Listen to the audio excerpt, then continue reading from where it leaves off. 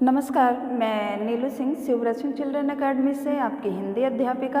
आज की इस ऑनलाइन कक्षा में पुनः आपका स्वागत करती हूँ और साथ साथ आपको मैं ये आशीर्वाद भी देती हूँ कि आप सभी लोग स्वस्थ और सकुशल रहें, क्योंकि आज का ये जो वीडियो आप देखेंगे हमारा, ये बीते हुए साल 2020 में नहीं बल्कि आने वाले साल 2021 में आप देखेंगे। और फिर हम 2021 में प्रवेश भी कर चुके हैं। तो हमारी ये दुआ है, ये हमारी कामना है कि जहाँ भी जो भी रहे सब अपने आप में स्वस्थ और सकुशल रहें। 2021 जो ये आने वाला नया साल है, ये हम सभी के लिए, पूरे विश्व के लिए, हम सभी क्या पूरे विश्व के लिए ये नया साल सबके लिए खुशियाँ लेकर के आए और सभी स्वस्थ और निरोगी रहें। तो हम फिर बात करते हैं अपने पाठ में शीर्षक को पढ़ेंगे। पिछला ही शीर्षक पढ़ेंगे। पिछले शीर्षक में आपने 23/2020 वाले वीडियो में आपने अपना शीर्षक पढ़ा था खान पान की बदलती तस्वीर। तो उसी का एक दूसरा हिस्सा हम अपने इस वीडियो में पढ़ेंगे। तो आप ये भी सोचेंगे कि साल भर तो हो गया हमको अपने उस शीर्षक को पढ़े हुए, क्योंकि 23/12/2020 में आपका पहला वीडियो गया है इस पाठ का और दूसरा वीडियो आपका जाएगा 2021 में। तो आप सभी लोग भाई बधाई के पात्र हैं और आप इस नए वर्ष में जी जान से, अपनी लगन से, ईमानदारी से अपनी शिक्षा दीक्षा पूरी कीजिए और वीडियो को भी ध्यान से देखिए और उससे अपनी पढ़ाई जारी रखिए। तो हम अपने पुराने शीर्षक वही खान पान की बदलती तस्वीर के दूसरे भाग पर ही चर्चा करेंगे। पाठ में उसमें दिया भी गया है कि हम जो संस्कृतियाँ अपनाते हैं तो ज़रूरी नहीं है कि अपने ही प्रांत की हो, हम अन्य प्रांतों से भी, उनकी संस्कृतियों से भी बहुत कुछ सीखते हैं। तो पिछले वीडियो में भी आपको बताया गया कि लेखक ने इस पाठ के उद्देश्य से हमें क्या संदेश देना चाहा है। उस वीडियो के अंतर्गत लेखक प्रयाग शुक्ल का संक्षिप्त जीवन परिचय भी आपको बताया गया है और पाठ लिखने का उद्देश्य क्या है ये भी बताया गया है। पाठ में जो विभिन्न प्रांतों की संस्कृतियों का समावेश किया है लेखक ने, उसके बारे में भी आपसे चर्चा किया गया है। तो बचे हुए उनके उन उद्देश्यों का ही विवरण इस वीडियो के अंतर्गत आपको दिया जाएगा और पाठ में आए हुए कुछ कठिन शब्दों के अर्थ पर भी हम विचार विमर्श करेंगे। तो लेखक बताते हैं इसमें अपनी उन संस्कृतियों को हमें बढ़ावा देने की ज़रूरत है जो हमारी स्थानीय पहचान है। कहने का तात्पर्य है कि हमें अपने स्थानीय व्यंजनों को बढ़ावा देने के लिए भी प्रयास करना चाहिए। और ये जो आपको बताया गया कि मिश्रित खान पान की जो शैली है, जिसमें एक नाम दिया गया फास्ट फूड का, फास्ट यानी जल्दी और फूड का अर्थ है भोजन, यानी जल्दी तैयार होने वाला भोजन, जिसमें ये नूडल्स, पिज्ज़ा, बर्गर आदि हैं। तो इसमें जो हमारी युवा पीढ़ी है वो ज़्यादा जो है इसमें शामिल हो गई है, क्योंकि युवा पीढ़ी की जो ज़िंदगी है वो अत्यधिक भागम भाग वाली ज़िंदगी है, उसके पास समय का अभाव है। तो स्थानीय व्यंजनों के बारे में तो हमारी युवा पीढ़ी जानती ही नहीं है, लेकिन अगर आप उनसे आधुनिक व्यंजनों के बारे में पूछेंगे तो वो हमको और आपको अधिक से अधिक जानकारी दे देगी। तो लेखक का ये भी मानना है कि हम विकसित हों, हम अपना विकास करें, लेकिन उसके साथ साथ हमें अपने स्थानीय संस्कृतियों को भी बढ़ावा देना चाहिए। जो हमारे स्थानीय व्यंजन हैं उन्हें हम ऐसा ना कर दें कि शोपीस बन करके वो रह जाएं। तो हमें उनकी गुणवत्ता अर्थात उनकी क्वालिटी पर भी ध्यान देना चाहिए। जो आजकल के उसके निर्माणकर्ता लोग हैं, जो उसको बनाते हैं, तो उन्हें ये विशेष ध्यान देना चाहिए कि ये हमारी पहचान है, हमारी संस्कृति जुड़ी हुई है इससे, हमारे इन व्यंजनों से। तो हमें सबसे पहले प्राथमिकता उन व्यंजनों की गुणवत्ता पर देनी चाहिए, और ऐसा नहीं है कि वो सिर्फ होटल और रेस्तरां तक ही रह जाएं सिमट करके, हमारी आने वाली पीढ़ी अपने उन व्यंजनों के बारे में समझ ही ना पाए। तो पाठ के अंतर्गत लेखक ने कहा भी है कि यानी हम पाते भी हैं कि एक ओर तो स्थानीय व्यंजनों में कमी आई है, दूसरी ओर वे ही देसी विदेशी व्यंजन अपनाए जा रहे हैं जिन्हें बनाने पकाने में सुविधा होती है और कम समय लगता है। कह रहे हैं कि जटिल प्रक्रियाओं वाली चीज़ें तो कभी कभार व्यंजन पुस्तिकाओं के आधार पर बना ली जाती हैं। अब शहरी जीवन में जो भागम भाग है उसे देखते हुए यह स्थिति स्वाभाविक लगती है। फिर कमर तोड़ महंगाई ने भी लोगों को कई चीज़ों से धीरे धीरे वंचित कर दिया है। जिन व्यंजनों में बिना मेवों के स्वाद नहीं आता, उन्हें बनाने पकाने के बारे में भला कौन 4 बार नहीं सोचेगा। तो लेखक का ये कहना है कि जो चीज़ें महंगी हैं, जैसे कोई भी व्यंजन है जो बिना मेवों के नहीं बन सकता, उनमें स्वाद नहीं आता, और ये जो कमर तोड़ महंगाई है, महंगाई इतनी ज़्यादा है कि किसी सामान्य व्यक्ति के लिए या सामान्य नागरिक के लिए इतनी महंगाई में जीविकोपार्जन के लिए दिन रात भटकना पड़ता है, तो फिर वो कहाँ से इन ऐसी वो रोजी रोटी में अपने 2 वक्त की रोटी का जुगाड़ कर ले जाए, यही बहुत बड़ी बात है। मानव जीवन के लिए आवश्यक मूलभूत आवश्यकताओं में 3 चीज़ें अनिवार्य हैं, जिसमें रोटी, कपड़ा और मकान है। तो महंगाई इतनी ज़्यादा बढ़ गई है, महंगाई के कारण आम नागरिक जो है वो रोजी रोटी की जुगाड़ में ही दिन रात परेशान रहता है। तो वो 2 वक्त की रोटी का जुगाड़ करे या फिर चले मेवों मिष्ठानों का जुगाड़ करे। मेवे और मिष्ठानों का जुगाड़ करना उसके लिए असंभव है, क्योंकि वो इतनी मेहनत दिन रात करता है, तो उस मेहनत के एवज में, उसके बदले में वो सिर्फ 2 वक्त की रूखी सूखी रोटी का ही जुगाड़ कर पाता है। खान पान की जो एक मिश्रित संस्कृति बनी है, इसके अपने सकारात्मक पक्ष भी हैं। गृहिणियों और कामकाजी महिलाओं को अब जल्दी तैयार हो जाने वाले विविध व्यंजनों की विधियां उपलब्ध हैं। नई पीढ़ी को देश विदेश के व्यंजनों को जानने का सुयोग मिला है, भले ही किन्हीं कारणों से और किन्हीं खास रूपों में, क्योंकि यह भी एक सच्चाई है कि ये विविध व्यंजन इन्हें निखालिस रूप में उपलब्ध नहीं है। तो लेखक ये बताते भी हैं कि भाई आजकल कामकाजी महिलाएं हैं, उनकी सुविधा को भी देखते हुए यह मिश्रित खान पान की शैली अत्यधिक सुविधाजनक है, क्योंकि उनके पास भी समय का अभाव होता है। आज़ादी के बाद उद्योग धंधों, नौकरियों, तबादलों का जो एक नया विस्तार हुआ है, उसके कारण भी खान पान की चीज़ें किसी एक प्रदेश से दूसरे प्रदेश में पहुंची हैं। बड़े शहरों के मध्यम वर्गीय स्कूलों में जब दोपहर के टिफ़िन के वक्त बच्चों के टिफ़िन खुलते हैं, तो उनसे विभिन्न प्रदेशों के व्यंजनों की एक खुशबू उठती है। तो लेखक कह रहे हैं कि ये हर प्रांत में, हर प्रांत का भोजन जो सुविधाजनक तरीके से मिल जाता है, उसका कारण भी बताया है इन्होंने।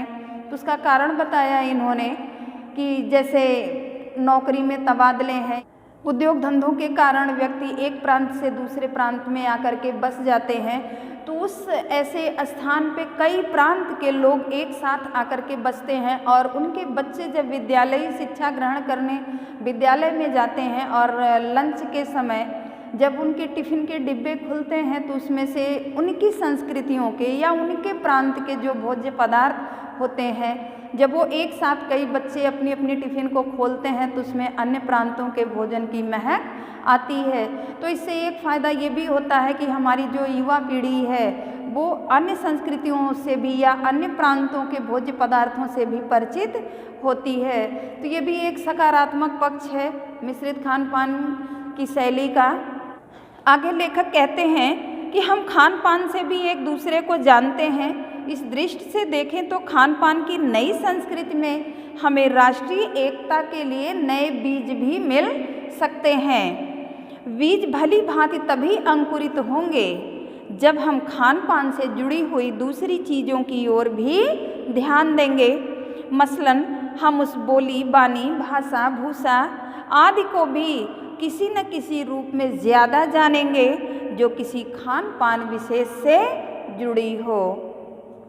इसी के साथ ध्यान देने की बात यह है कि स्थानीय व्यंजनों का पुनरुद्धार भी ज़रूरी है, जिन्हें अब एथनिक कहकर पुकारने का चलन बढ़ा है। लेखक ने एक शब्द का प्रयोग किया है जिसे कहा है एथनिक। एथनिक का मतलब ही है कि विशिष्ट, कोई विशिष्ट भोज्य पदार्थ हो या कोई विशिष्ट चलन हो, उसे एथनिक कहा गया है। ऐसे स्थानीय व्यंजन केवल 5 सितारा होटलों के प्रचारार्थ नहीं छोड़ दिए जाने चाहिए। 5 सितारा होटलों में वे कभी कभार मिलते रहें, पर घरों बाजारों से गायब हो जाएं तो यह एक दुर्भाग्य होगा। लेखक ने यह भी कहा है कि ऐसे व्यंजनों के पुनरुद्धार के लिए, यानी पुनः उन्हें आगे बढ़ाने के लिए या उनका बढ़ावा करने के लिए हमें आगे बढ़ना चाहिए। ऐसा न हो जाए कि वो 5 सितारा होटलों तक ही सिमट करके रह जाएं, और अगर ऐसा हो भी गया तो लेखक ये भी कहते हैं कि अगर ऐसा होता है तो हमारे लिए या हमारी संस्कृति के लिए अत्यंत दुर्भाग्य की बात होगी। अच्छी तरह बनाई पकाई गई पूड़ियाँ, कचौड़ियाँ, जलेबियाँ भी अब बाज़ारों से गायब हो रही हैं। मौसमी सब्जियों से भरे हुए समोसे भी अब कहाँ मिलते हैं। उत्तर भारत में उपलब्ध व्यंजनों की भी दुर्गति हो रही है। लेखक कहते हैं कि अचरज नहीं मानना चाहिए, क्योंकि ऐसा हो रहा है। हमें इस बात का आश्चर्य नहीं होना चाहिए कि हमारे स्थानीय व्यंजन जो हैं वो हमारी संस्कृतियों से धीरे धीरे गायब हो रहे हैं। अचरज नहीं कि पहले उत्तर भारत में जो चीज़ें गली मोहल्लों की दुकानों में आम हुआ करती थीं, आम अर्थात सामान्य, उन्हें अब खास दुकानों में तलाशा जा रहा है। यह भी एक कड़वा सच है कि कई स्थानीय व्यंजनों को हमने तथाकथित आधुनिकता के चलते छोड़ दिया और पश्चिम की नकल में बहुत सी ऐसी चीज़ें अपना ली हैं जो स्वाद, स्वास्थ्य और सरसता के मामले में हमारे बहुत अनुकूल नहीं हैं। तो लेखक इस बात का भी ध्यान दिलाना चाहते हैं कि जो अंधा अनुकरण वाली नीति है, पश्चिमी देशों की संस्कृतियों की नकल करने की होड़ में जो हमने व्यंजन अपना लिए हैं अपने जीवन शैली में, न तो वो स्वास्थ्य, न स्वाद और न समरसता के मामले में हमारे लिए वो अनुकूल है। अर्थात उनका हमारे ऊपर क्या प्रभाव पड़ रहा है? प्रतिकूल प्रभाव, अर्थात उल्टा असर पड़ रहा है। भाई भोजन बनाया ही इसीलिए गया है कि भोजन खाने से हमारे शरीर को बल मिलता है, ऊर्जा मिलती है, जिससे हमारा शरीर मजबूत होता है, हमारा दिमाग तेज होता है। भाई स्वस्थ शरीर में ही स्वस्थ दिमाग का वास होता है, और जब शरीर ही नहीं स्वस्थ रहेगा तो हमारा दिमाग स्वस्थ कैसे रहेगा। तो लेखक इसी उद्देश्य को, इसी विशेष बात को ध्यान में रखते हुए लेखक ये कहते हैं कि भाई जो पाश्चात्य संस्कृति की नकल करके हमने फास्ट फूड का चलन अपने जीवन में कर लिया है, वह हमारे जीवन के अनुकूल नहीं है। हो यह भी रहा है कि खान पान की मिश्रित संस्कृति में हम कई बार चीज़ों का असली और अलग स्वाद नहीं ले पा रहे हैं। अक्सर प्रीति भोजों और पार्टियों में एक साथ ढेरों चीज़ें रख दी जाती हैं और उनका स्वाद गड्ढ-मड्ढ हो जाता है। गड्ढ-मड्ढ का शब्द प्रयोग लेखक ने इसलिए किया है कि ये शब्द भी स्थानीय है। गड्ढ-मड्ढ का मतलब है एक हो जाना, एक में मिल जाना। जैसे कई चीज़ें जब एक साथ, और इन्होंने पार्टियों में यही कहा है, इतने अधिक प्रकार के व्यंजन बन जाते हैं और एक प्लेट में ही सारे व्यंजनों को एक साथ परोसना होता है, तो वो सारे व्यंजन एक साथ मिल करके अलग अलग किसी व्यंजन का स्पष्ट रूप से स्वाद हमको नहीं मिल पाता है। खान पान की मिश्रित या विविध संस्कृति हमें कुछ चीज़ें चुनने का अवसर देती है। हम उसका लाभ प्रायः नहीं उठा पा रहे हैं। हम अक्सर एक ही प्लेट में कई तरह के और कई बार तो बिल्कुल विपरीत संस्कृति या बिल्कुल विपरीत प्रकृति वाले व्यंजन को भी परोस लेते हैं। विपरीत प्रकृति वाले अर्थात खट्टे में मीठा, मीठे में खट्टा या तीखा, कुछ ऐसे एक साथ परोस लेने वाले व्यंजन को उन्होंने विभिन्न प्रकृति वाले या विपरीत प्रकृति वाले व्यंजन कहा है।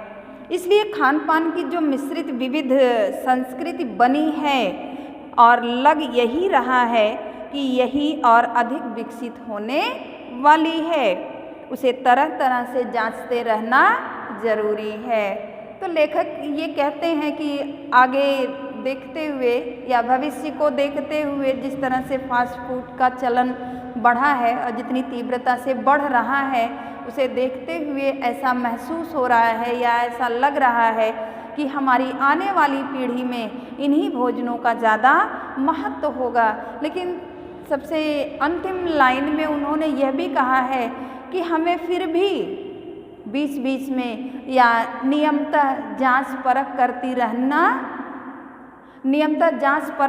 रहना चाहिए। अर्थात हमें अपनी संस्कृति को बचाए रखना चाहिए। जांच परख का मतलब ही यही है, लेखक का उद्देश्य ही यही है कि हम अपना विकास भले करते रहें, विकसित हों, हम आगे बढ़ें, लेकिन अपनी संस्कृतियों को रौंद करके नहीं। हमें अपनी संस्कृतियों के साथ ही आगे बढ़ना चाहिए। पाठ के मूल उद्देश्य को बताते हुए लेखक यही कहना चाहते हैं कि हमें पाश्चात्य देशों की नकल करनी चाहिए, लेकिन इतनी ज़्यादा नहीं करनी चाहिए कि उसकी नकल के चक्कर में हम अपनी संस्कृतियों को भूल जाएं। उनका ये भी मानना है कि भाई जो भोजन सुविधाजनक है, क्योंकि आज की ज़िंदगी भागम भाग वाली ज़िंदगी है, महिलाएं भी घर की जो हैं वो अब कामकाजी हो गई हैं। कोई नौकरी पेशा है तो कोई ऑफिस, कोई स्कूल, हर जगह काम कर रही हैं, तो उनके पास भी इतना समय नहीं है। तो जो भोजन जल्दी और आसानी से बन जाता है वो उनके लिए भी भाई सुलभ होता है, तो वो ज़रूरी है वो करें ऐसा। लेकिन उसके साथ साथ हमें अपने प्रांत या अपनी संस्कृतियों का भी विशेष ध्यान देना चाहिए। और इसी बात को लेकर के लेखक ने इस पाठ को भी लिखा है और मिश्रित खान पान की शैली का उपयोग उन्होंने जायज़ भी बताया है, लेकिन उसके साथ साथ हमें ये चेतावनी भी दी है कि हमें अपनी संस्कृतियों को छोड़ना नहीं चाहिए। अपनी संस्कृतियों को पकड़े हुए या अपनी संस्कृतियों को विकसित करते हुए हमें अपना विकास करना चाहिए। तो पाठ के सारांश के उपरांत हम पाठ में आए हुए कुछ कठिन शब्दों के अर्थ को जानते हैं। पाठ में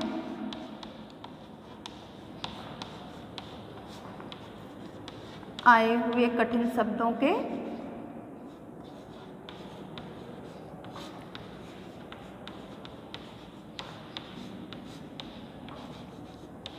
अर्थ।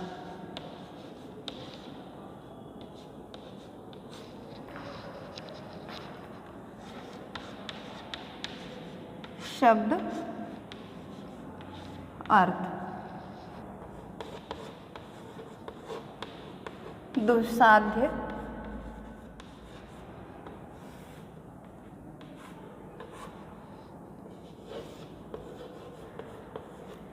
जटिल,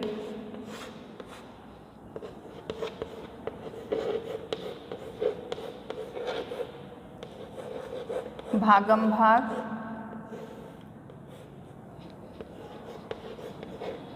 सुयोग,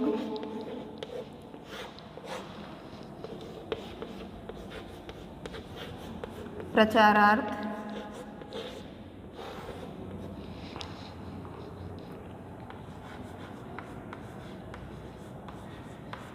कठिनता से प्राप्त वस्तु। जटिल का अर्थ है कठिन,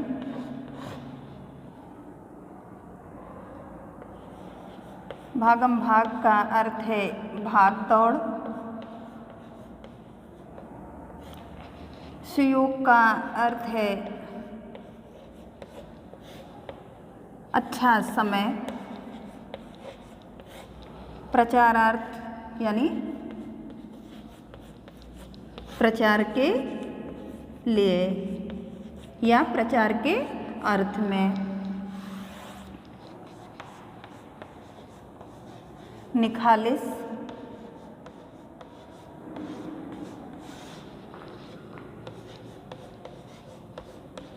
पवित्र या शुद्ध भी होता है।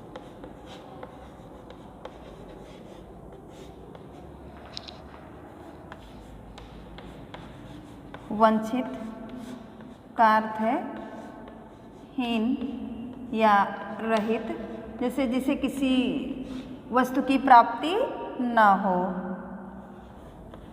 एथनिक, इस शब्द का प्रयोग लेखक ने किया है जैसे कोई विशिष्ट पहचान वाली चीज हो, जैसे विशिष्ट संस्कृति हो कोई, चाहे वो संजातीय हो चाहे प्रजातीय हो।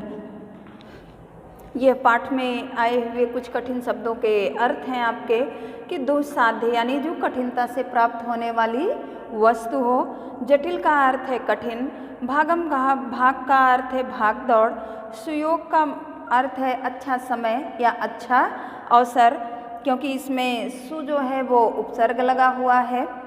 प्रचारार्थ का मतलब है प्रचार के लिए या प्रचार के अर्थ में। निखालिस का अर्थ है पवित्र या शुद्ध। निखालिस शब्द का प्रयोग लेखक ने किया है कि जो आजकल वस्तुएं मार्केट में हमें मिल रही हैं उनमें गुणवत्ता या शुद्धता उतनी नहीं है जितनी हम किसी चीज़ को बनाएं। जैसे उनका उद्देश्य भोजन के ही अर्थ में है कि जो भोजन हम बाज़ारों से मंगा करके खाते हैं वो उतना शुद्ध नहीं हो सकता है जितना शुद्ध भोजन हम अपने घर में बनाते हैं। वंचित का अर्थ है हीन या रहित, यानी जिसे कोई वस्तु प्राप्त न हो।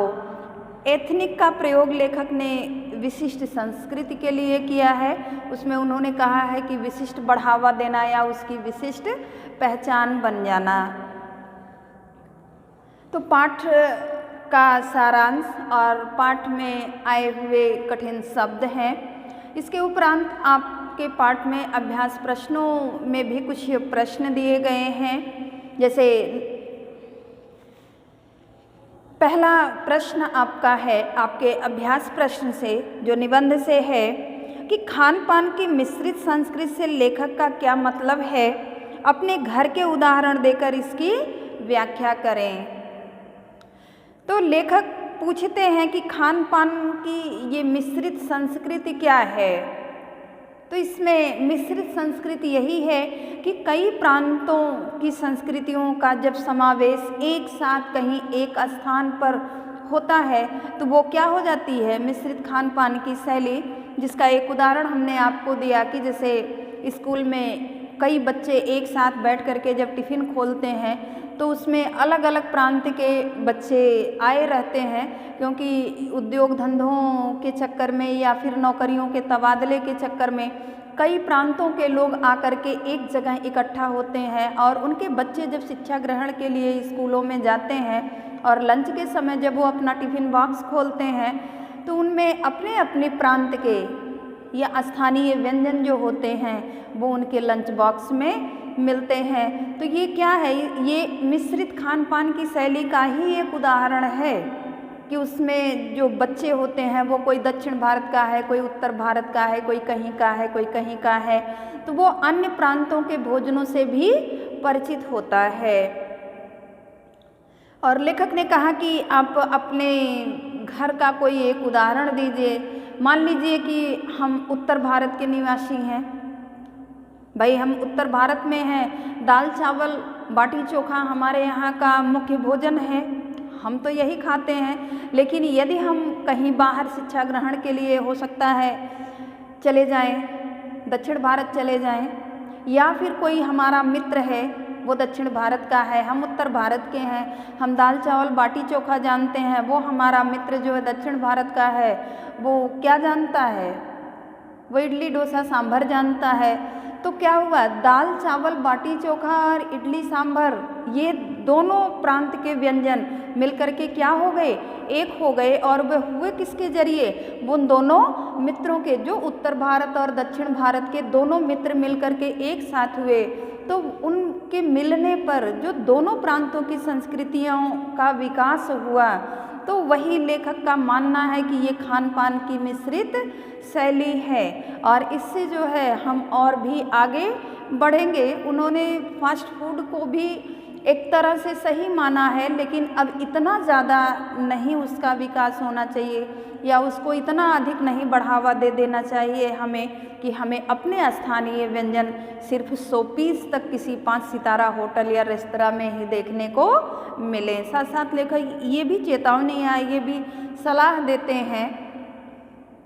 तो दूसरा प्रश्न आपका है कि खान पान में बदलाव के कौन से फायदे हैं, फिर लेखक इस बदलाव को लेकर चिंतित क्यों है, फिर लेखक इस बदलाव को लेकर चिंतित क्यों है।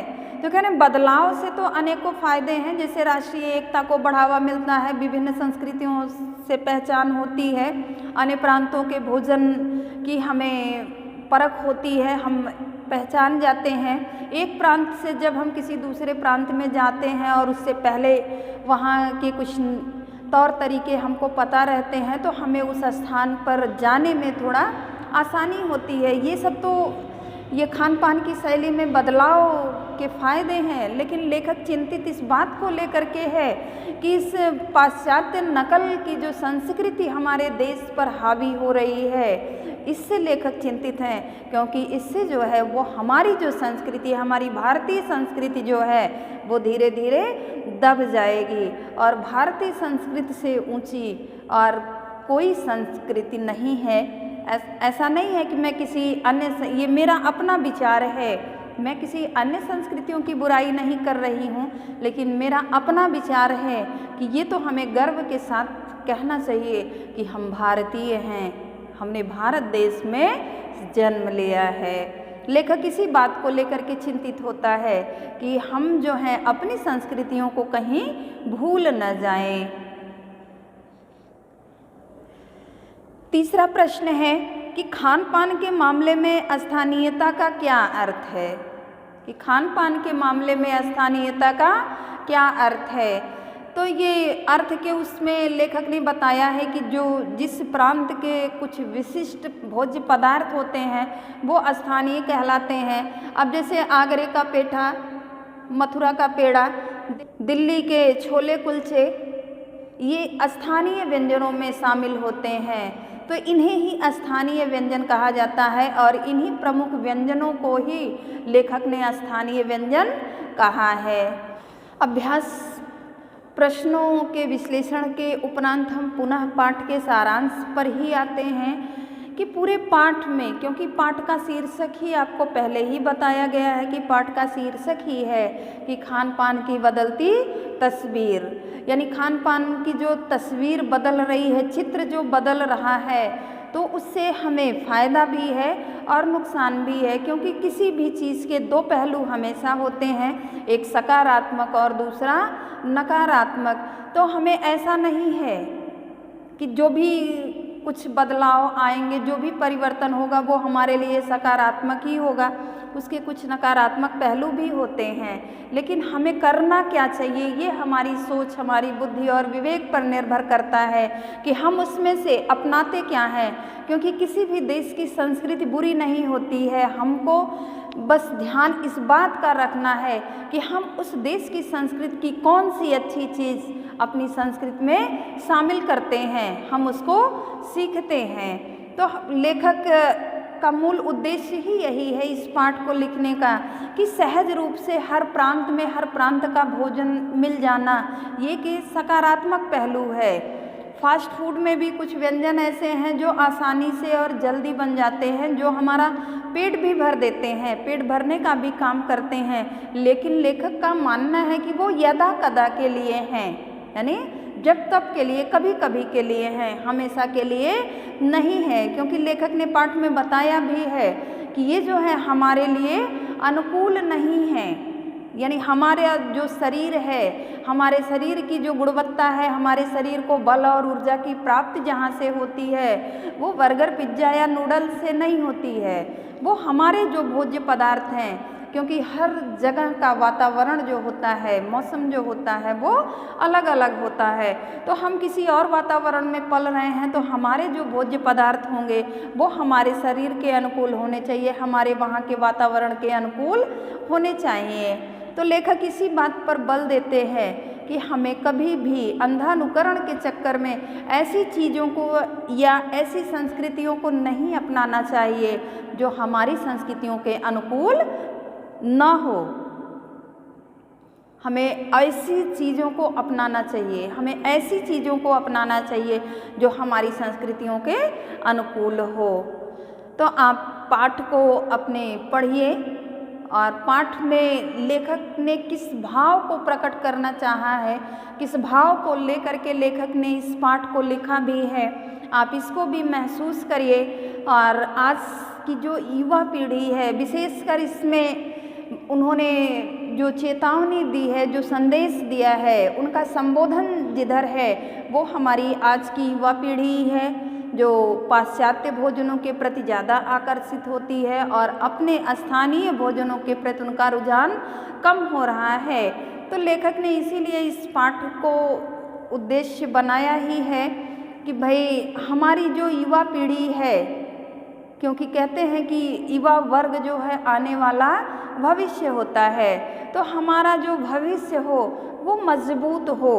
लेखक की सोच ऐसी है, लेखक ऐसा चाहते हैं। तो लेखक ही नहीं, हम सभी जितने भी भारत के नागरिक हैं, हम जितने भी भारतवासी हैं, सभी यही सोचते हैं कि हमारी जो आने वाली पीढ़ी है वो स्वस्थ, सकुशल और निरोगी काया वाली हो, जिसके स्वस्थ शरीर में ही स्वस्थ मस्तिष्क का वास होता है, ये कहावत चरितार्थ हो।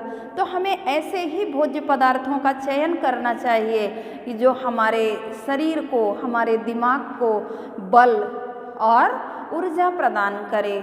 ऐसे भोज्य पदार्थों का चयन हमें नहीं करना चाहिए कि जो तत्कालिक तो हमें सुकून दे दें, तत्काल में तो हमारा पेट भर दें और बनाने में भी सहज और सरल हों, लेकिन भविष्य में वो हमारे लिए दुखदाई साबित हो जाए।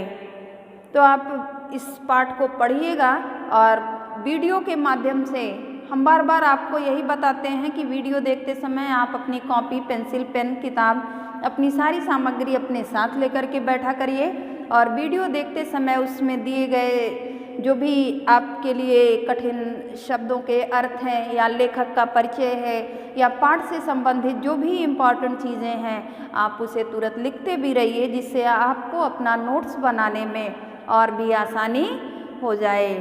तो इसी के साथ फिर हम अपने अगले शीर्षक को लेकर के अगले वीडियो में आपसे मिलेंगे। आज के लिए धन्यवाद।